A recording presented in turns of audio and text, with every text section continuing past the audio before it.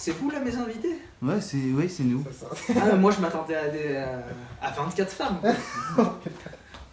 Oh les Mexicains, oh Oh, mais franchement, les gars, oh vous les êtes mecs, déconnés. oh Mexico. Il y a d'autres. Il y a d'autres trucs pour se détendre quoi, franchement. Il y avait la pression là. Quelle belle équipe. Ah, ça joue collectif, hein, ça Oh. fait la phase D. Ah, c'est sûr. Des Tony Kroos, ça tout va. Mais d'ailleurs, effectif qui apprécie les filles, c'est bien ce que j'ai dit. Bon, bah, c'est une bonne intro, je pense qu'on peut démarrer sur ça. On démarre sur ça, allez c'est parti.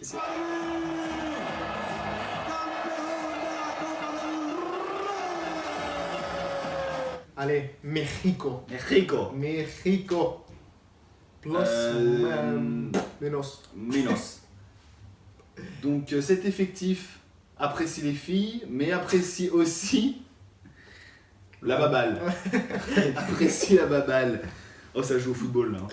Ah oui. Là ça joue au football, là on va regarder. Ah ouais. Ah ça se regarde. Et ça se regarde bien. Et ben c'est un collectif qui est hyper soudé. Mhm. Voilà, c'est tout. D'accord. À toi. C'est du Joga Bonito. C'est du Joga Bonito. Compliqué de trouver quand même des minus hein, pour cette sélection mexicaine.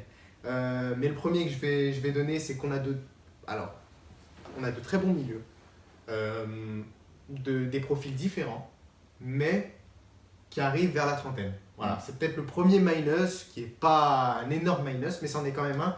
Ça arrive proche de la trentaine, ça manque peut-être un peu de jeunesse dans ce secteur-là du terrain. Alors moi j'ai un deuxième plus. Bon Eddy s'occupe des minus donc il veut pas le dire, mais j'ai Ah, vu c'est un chaud. tweet aujourd'hui d'Ed Yassin parlant d'Hector Herrera comme de sa drogue pure. Donc j'imagine que le type est quand même pas mauvais. Il n'est pas mauvais. Non, c'est une belle équipe qui a des joueurs qui jouent un peu de partout. Ouais. De Los Angeles à Porto en passant par Séville. J'adore. C'est- Un poète, le Simon. C'est une belle équipe et c'est une équipe qui est vraiment collective avec des joueurs qui marquent devant la cage. Mhm. Ça marque Chicharito quand même. Ah, légende. Légende mexicaine, hein, vraiment. Des joueurs qui vont très vite.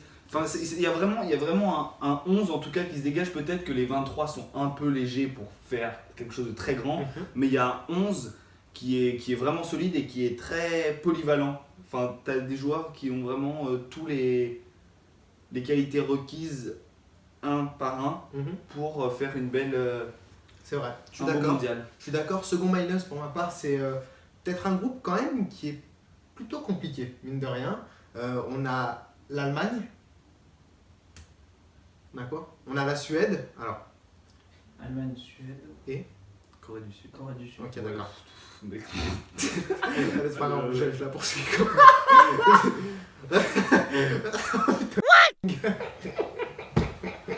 Alors tu peux pas dire qu'ils ont dit. C'est pas grave, c'est pas grave. C'est pas- Il y en a qui sont Alors, la Corée du Sud. comment j'ai fait comme ça. On a l'Allemagne, la Suède et la Corée du Sud. Donc on a quand même un cadre mondial, ça c'est sûr. La Suède qui s'est bien battue à l'arraché dans Oui. ses éliminatoires. Ah oui. Et la Corée du Sud qui aura rien à perdre. Oui. Voilà, Oui. on le dit. Alors moi j'ai un plus, Vas-y. c'est que je trouve qu'ils ont un groupe très facile. On va pas se mentir. Les Suédois ils sont claqués frère. Les Coréens, Bah c'est... bon voilà hein. Donc ils ont un groupe qui est plutôt facile, donc je pense que ça peut jouer en leur faveur. Ouais. Écoute, j'ai plus de minus. J'ai plus Mais de par minus. contre je pense que t'as beaucoup de choses à dire sur le crack, donc on va te laisser parler tout de suite du crack. Je pense, ouais.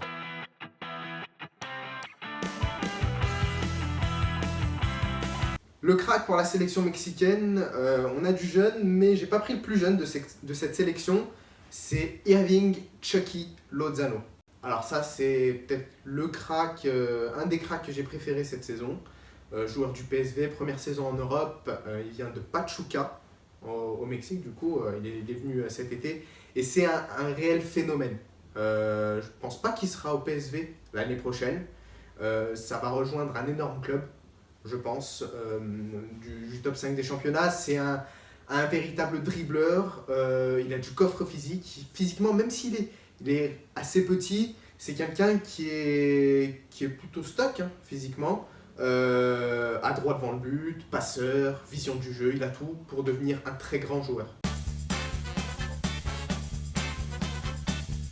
Pour le Mexique, ça sera un 4-4-2 à plat qui a été concocté par nos soins. Je vous propose d'aller voir ça maintenant. Au cage, on va retrouver Ochoa, la gouffe sûre, qui est assez fatigué en ce moment, on va pas se mentir.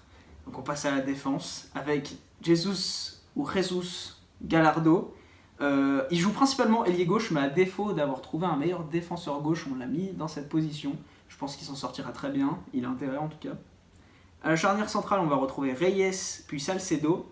Et enfin, Layún, le vétéran de Séville, pour boucler cette défense, qui est plutôt d'ailleurs jeune et intéressante. Sur la ligne suivante, on va retrouver Guardado, le capitaine de cette équipe du Betis Séville, avec Herrera, du coup le joueur fétiche d'Eddie, Dos Santos et Lozano, le Krakos, qui j'aimerais en rajouter une couche que je trouve vraiment bon. J'ai regardé ses stats et c'est vrai que c'est quelque chose d'impressionnant. Chicharito, la star de l'équipe, incontestablement, et Vela pour composer l'attaque. Mexico. Alors, on a chacun une équipe favorite qui n'est pas forcément attendue pour la victoire finale dans cette Coupe du Monde. Le coup de cœur. Le coup de cœur, c'est ça? Ton coup de cœur, c'était? Croatie. Voilà, bah moi, du coup, ce sera le Mexique pour cette année-là. J'adore le Mexique, j'ai hâte de regarder les matchs, les joueurs.